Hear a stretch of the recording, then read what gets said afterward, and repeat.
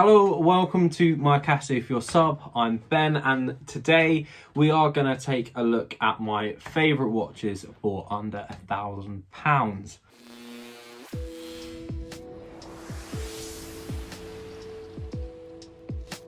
So today I'm wearing the Pagani Designs, the Rainbow Daytona.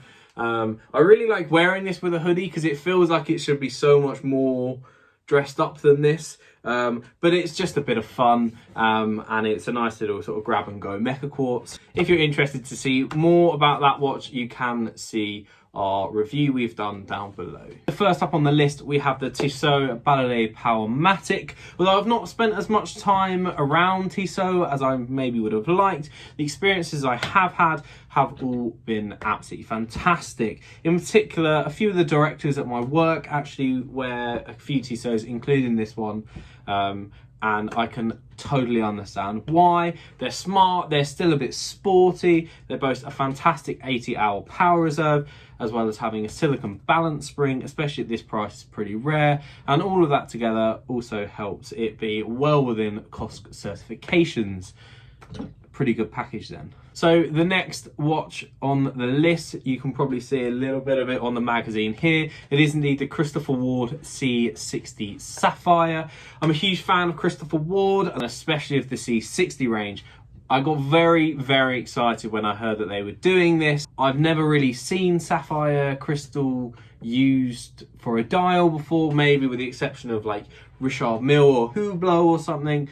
So on a watch under £1,000, it's pretty amazing. The dial is only 0.6 millimeters thick as well, so some very precise engineering that goes into it. As a result of this sapphire dial, it exposes the Solita movement in this sort of an ocean blue like quality, which really taps back into the whole diving watch aesthetic. On top of this, the 600 meters water resistance really lets you know that you're in safe hands. It's not going to let you down. It's as indestructible as all their other watches, and I'm very much looking forward to seeing one. The next watch on the list is one that I've spent a lot of time around. My stepdad has always worn the steel version of this watch. I've gone for the gold one because it's a little bit more out there and a little bit more dressy, like myself. This is, of course, the Raymond Vale Dakota. Fantastic watches that blend a vintage style with a sleek and modern bracelet. They are great for all occasions. They particularly excel as a no-nonsense dress watch.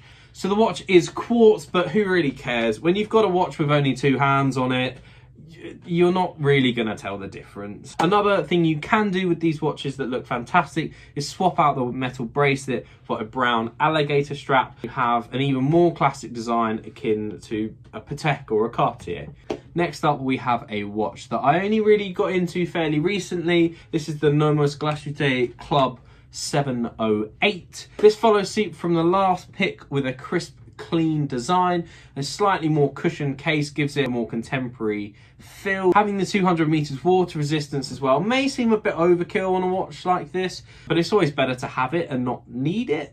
I feel these watches make absolutely perfect graduation presents if you're just finishing university, or if you've just started your first job and you're looking for a watch to celebrate that's going to look good in the office. You can take it for a swim at the weekend and take it on a date in the evening. I first read about Doxa in A Man and His Watch. Ever since, I have kept a very keen eye on their releases, and the sub 200 release this year is no exception. My favourite colour is the aquamarine blue. I'm a fan of a loud dial, as you can probably tell, in particular with the watch I'm wearing today. And you can't get much louder than this. So you maybe wouldn't wear it to the office, but if you wore it to the beach, I guarantee you're going to be the coolest person there.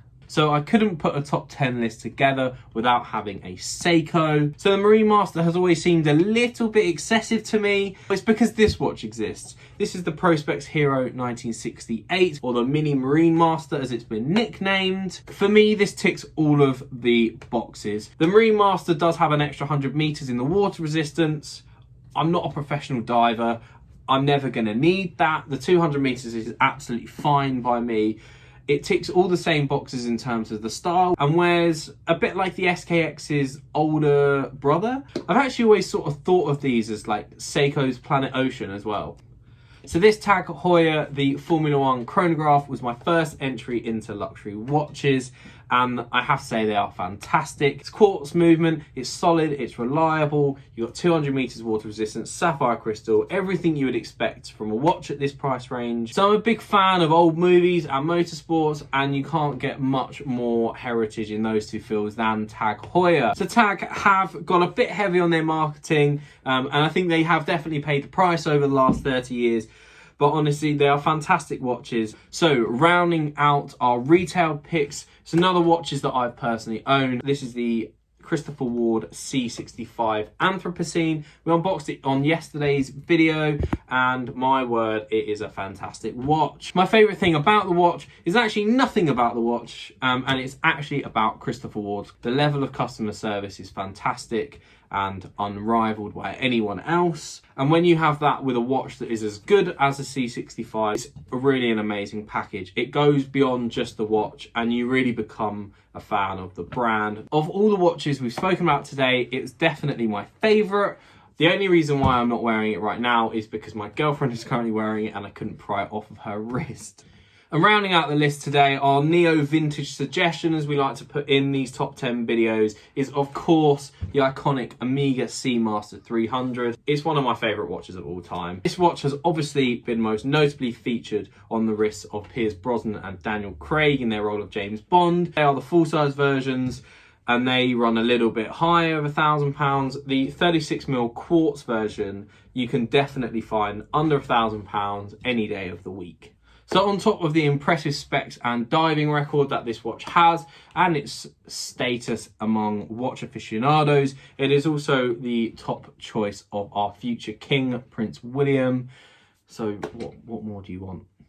So that's been our roundup of our favourite watches under £1,000. If you enjoyed this video, please like, comment and subscribe, and we will see you in the next video. Thanks a lot.